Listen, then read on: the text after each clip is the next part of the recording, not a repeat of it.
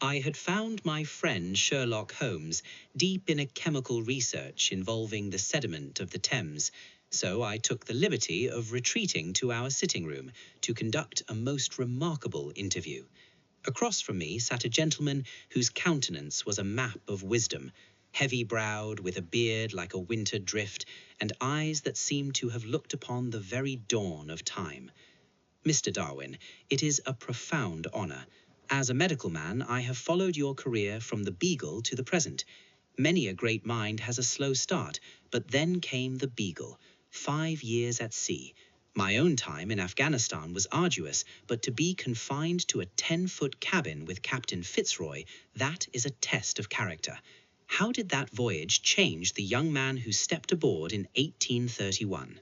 It was by far the most important event in my life. It determined my whole career.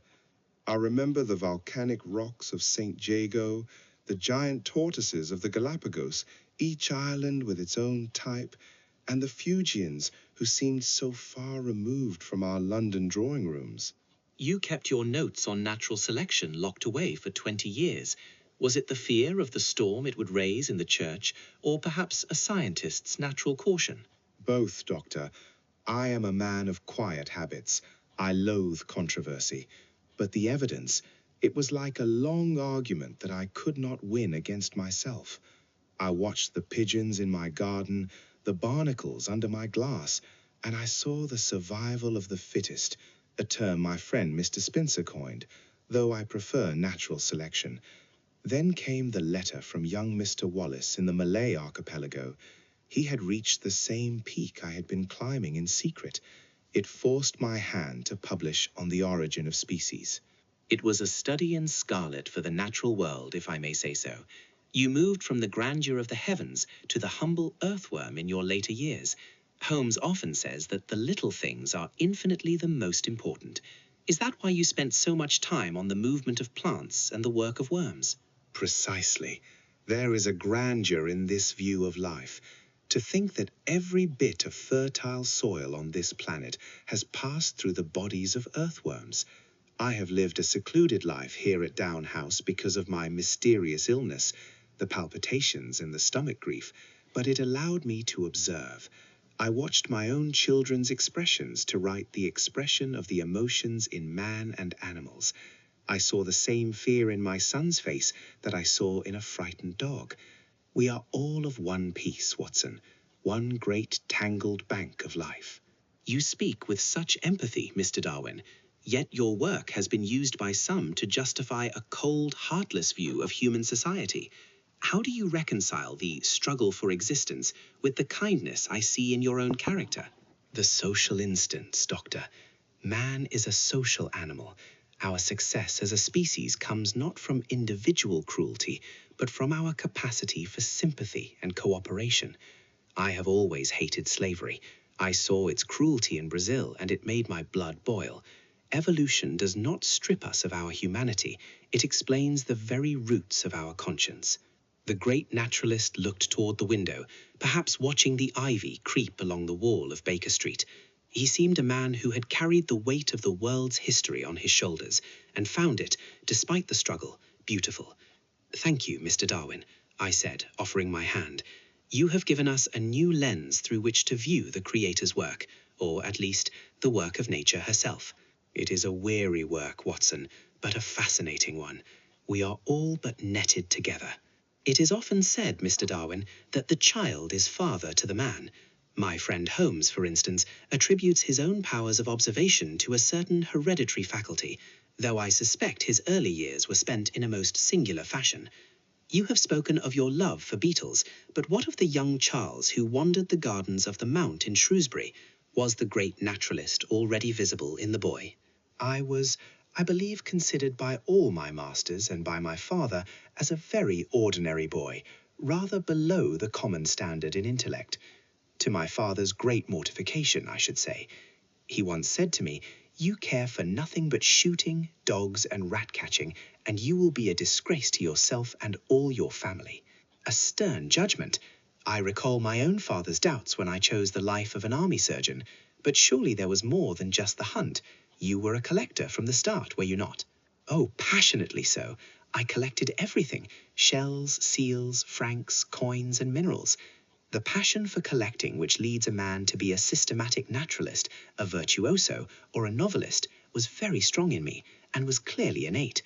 I remember with a pang of conscience even now how I once told a little boy that I could produce differently coloured polyantheses by watering them with certain coloured fluids, a most monstrous fib, Doctor.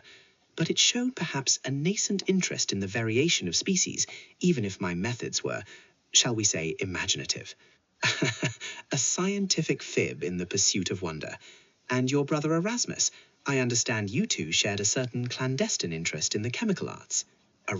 Yes. We had a laboratory in the tool house at the garden's end. We worked together there until late at night, making all sorts of gases and compounds. I was nicknamed Gas by my schoolfellows at Shrewsbury School. It was the only part of my education that was of any real value to me, for it showed me practically the meaning of experimental science. The school itself was a blank to me, simply a matter of learning by heart 40 or 50 lines of Virgil or Homer, which I would promptly forget as soon as the lesson was over. It seems the tool house was a better classroom than the academy. It strikes me as a curious parallel to Holmes. He is never so happy as when he is surrounded by his test tubes and retorts, oblivious to the world.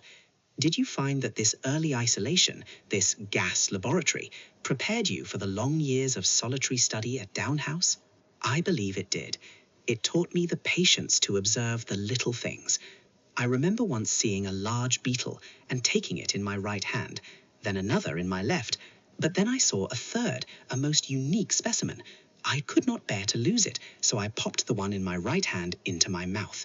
Alas, it ejected a most acrid fluid which burned my tongue, and I was forced to spit it out, losing all three.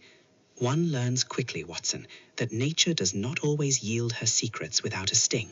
A most vivid lesson in entomology, I remarked, moved by the simplicity and candour of the man. It was clear that the seeds of the origin had been sown not in the lecture halls of Edinburgh or Cambridge, but in the soil of a Shrewsbury garden and the pungent air of a backyard laboratory. A fascinating prospect, Mr. Darwin, I replied, leaning forward as the detective in me and the doctor took keen interest. You mention Edinburgh. I know it well. It is a city of high learning, yet it holds a certain grimness in its medical history. Edinburgh was a place of great significance for me, though perhaps not in the way my father intended. I was sent there in 1825 to follow in his footsteps, but the materia medica lectures, oh, they were incredibly dull. Dr. Duncan's lectures on the subject at 8 o'clock on a winter's morning are something I shall never forget for their sheer, unadulterated coldness. I have endured a few such mornings myself at Nately, but there was more than just the cold, I suspect. You mentioned a terrible distress. It was the clinical wards, Watson. I saw 2 bad operations, one on a child, long before the blessed days of chloroform. I rushed away before they were completed. Nor did I ever attend again, for hardly any inducement would have been enough to make me do so. They haunted me for years. I realized then that while I had the mind for the science, I had not the stomach for the practice. It was a failure that weighed heavily upon me. As a surgeon who has seen the carnage of the Afghan frontier, I can tell you, Mr. Darwin, that such sensitivity is no failure of character. It is perhaps the very trait that allowed you to observe the sensibility of the natural world with such care. But while you shunned the surgery theatre, you found other mentors, did you not? I have heard mention of a Mr. John Edmonston. Ah, John, a most remarkable man. He was a freed slave from Guyana who lived in Edinburgh and earned his living by stuffing birds. I paid him to give me lessons in taxidermy. We would sit together for hours. He was a very pleasant and intelligent man. It was from him that I first heard wonderful accounts of the tropical forests of South America, the very seeds of the desire that later led me to the beagle. Extraordinary! To think that the foundations of the origin of species were laid in a small room in Edinburgh, prompted by the stories of a man from the tropics. It is a perfect example of how a chance encounter can alter the trajectory of a human life, or indeed, our understanding of life itself. Exactly so. And there was Robert Grant as well. We would walk along the shores of the Firth of Forth, collecting animals from the tidal pools. One day, he burst forth in high admiration of Lamarck and his views on evolution. I listened in silent astonishment.